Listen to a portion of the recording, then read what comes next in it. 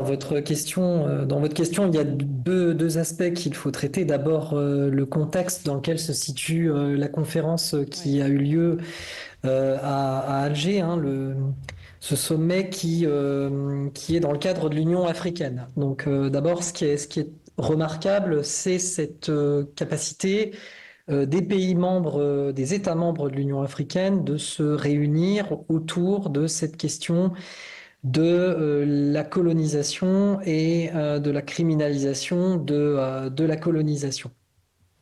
Le cadre de l'Union africaine, il est, je le dis, remarquable parce qu'on peut le rattacher, en tout cas en tant que juriste, au cadre régional de protection des droits de l'homme. Je pense en particulier à la Charte africaine des droits de l'homme et des peuples, à la Cour africaine, et qui est aussi productrice de droit international. Certes, un droit international limité à une région, mais un peu à l'image de ce qu'on peut avoir d'ailleurs au niveau européen avec la Convention européenne des droits de l'homme et la Cour européenne des droits de l'homme. Donc peut-être que, en tout cas, c'est mon impression que d'abord, d'un point de vue purement juridique, cette réunion des États membres de l'Union africaine sur ces questions du colonialisme et des crimes coloniaux, pardon, peut apporter une base juridique plus lisible, je dirais, au niveau du droit international. On sait que d'ailleurs les systèmes de protection internationaux des droits de l'homme, qu'ils soient universels, système des Nations Unies ou régionaux, communiquent entre eux pour créer de la jurisprudence. Donc, sans doute, sur un plan juridique, ce sommet, cette conférence aura le mérite et la vocation de générer des textes, une lisibilité dans les textes internationaux, en tout cas une plus grande clarté, et pourra apporter la voie à une jurisprudence construite par les États africains, imaginons-le peut-être, par des arrêts qui pourraient être rendus par la Cour africaine des droits de l'homme, oui, même si les États responsables concernés ne sont pas partis à ces systèmes régionaux, mais qui pourraient, de manière déclaratoire,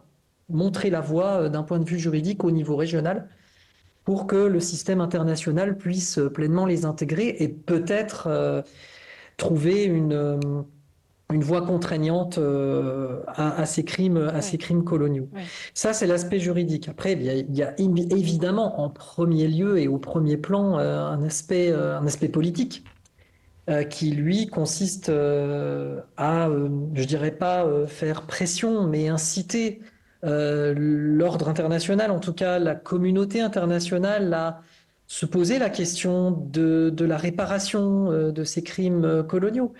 Dans quel cadre et très certainement aussi insuffler une initiative qui pourrait émaner des Nations Unies, de rendre les choses beaucoup plus claires au niveau juridique, encore une fois, alors, et en termes de conséquences. vous semblez un petit peu sceptique hein, sur peut-être la faisabilité de cette procédure. On le sait qu'il pourrait prendre des années, voire des décennies pour peut-être aboutir.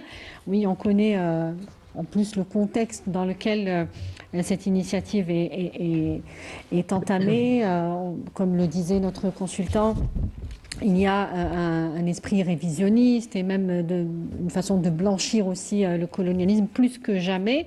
Et justement, il y a aujourd'hui des bases juridiques dans les instances internationales qui ont reconnu ce qui ne l'était pas auparavant et qui peuvent aujourd'hui constituer des jurisprudences. C'est ce que vous dites d'ailleurs. La Convention, on peut commencer par la Convention des Nations Unies pour la prévention et la répression du crime de génocide, adoptée d'ailleurs au lendemain du génocide des Juifs en Europe.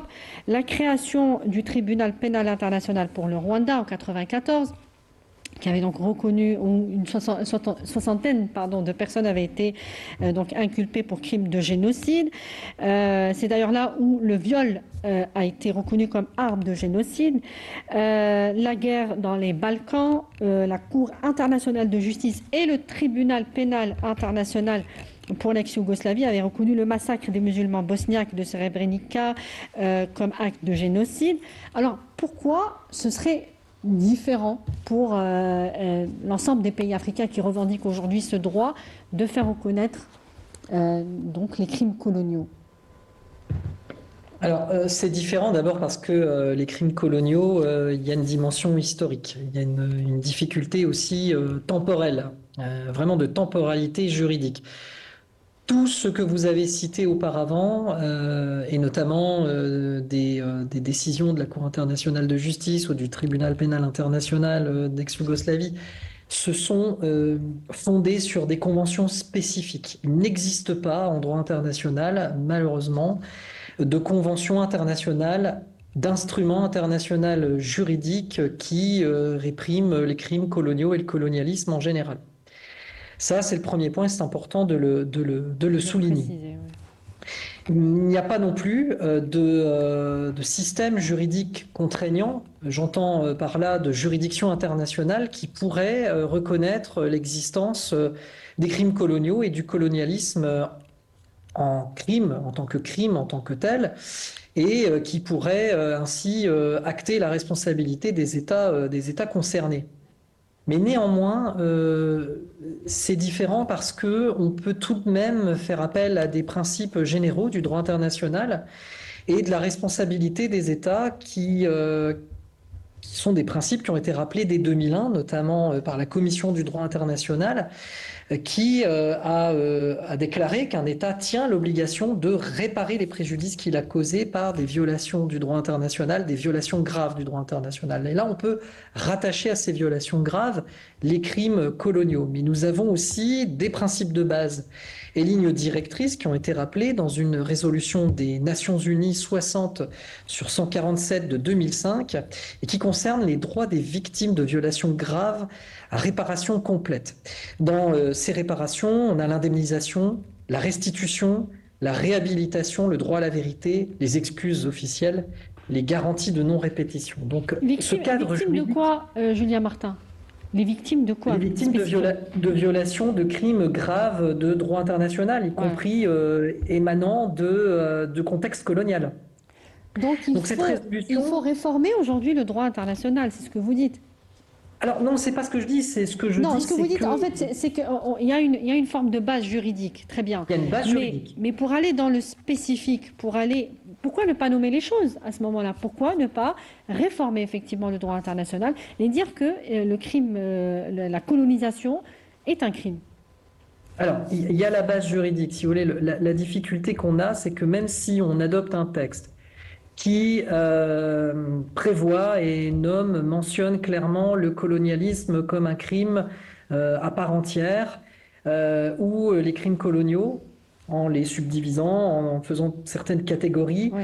de toute manière, on en revient toujours au même problème, qu'il y ait la base juridique qui existe, existante, préexistante, ou celle qui peut être amendée avec ou perfectionnée, si je peux utiliser ce terme, par la mention des crimes coloniaux ou du colonialisme.